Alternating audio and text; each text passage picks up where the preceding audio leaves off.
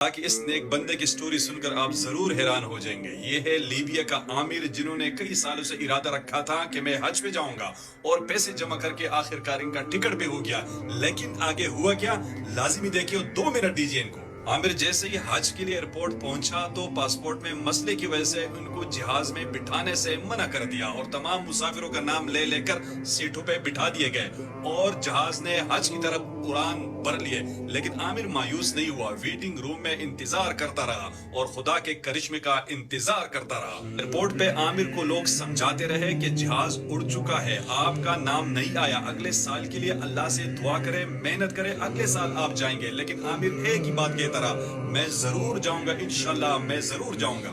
ادھر رب کو کچھ اور منظور تھا۔ جیسے ہی طیارہ ہوا میں بلند ہوا، اچانک اس میں فنی خرابی آ گئی اور کچھ ہی دیر بعد اسی ایئرپورٹ پہ لینڈ کر گیا۔ عامر کو جیسے ہی معلوم ہوا کہ جہاز لینڈ کر گیا اور ایئرپورٹ حکام نے ان کو بٹھانے کی اجازت طلب کی تو پائلٹ نے سیڑھیاں کھولنے سے انکار کر دیا۔ کچھ ہی دیر بعد فنی خرابی دور ہو کر جہاز ایک مرتبہ پھر فضا کی طرف بلند ہوا اور اس بار بھی عامر نہیں لے جا سکے۔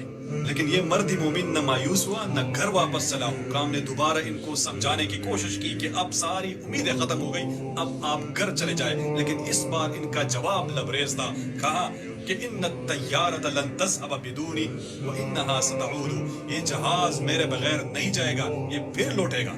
اور حیرت انگیز طور پر وہی ہوا۔ آدھا گھنٹہ جہاز اڑانے کے بعد ایک اور فنی خرابی کی وجہ سے اس ایئرپورٹ پر دوبارہ لینڈ کر گیا اور اس بار پائلٹ نے اسپیشل اعلان کر دیا کہ جب تک عامر سوار نہیں ہوگا میں جہاز نہیں اڑاؤں گا۔